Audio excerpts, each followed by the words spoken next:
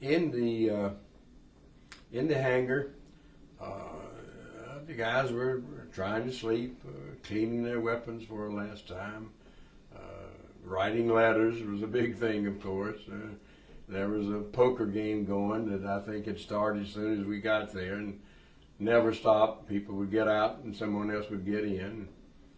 Some were happy to lose and some were happy to win. And if they won, and then they were worried about what they were going to do with the money, if they had pockets full of it, how they were going to carry it and so forth. So we were as ready as we could be.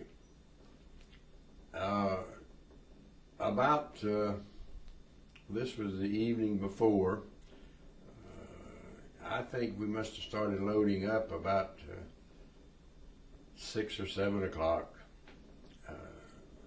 I didn't really understand why that much, but when you think how many there were to try to get, I think they said close to 3,000 planes and had to get them up into the air and in formation. So some of them had been circling for hours, of course, before they got ready, to hit the time to take off.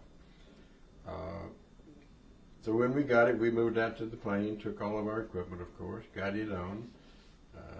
We were really loaded with equipment, some that we would drop, of course, when we got there. But in many cases, someone had to help the jumper get on the plane. He was so loaded that he just couldn't take hold of the side of the plane and pull himself up, so we had a couple of pushers, as we call them, to get him up into the plane. And of course, there were engines going everywhere, and finally it was our turn.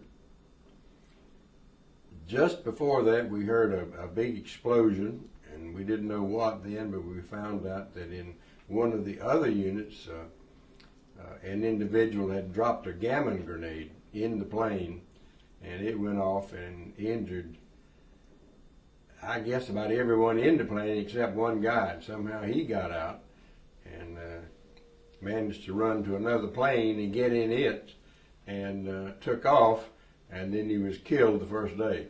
He was killed June the 6th in Sainte Eglise.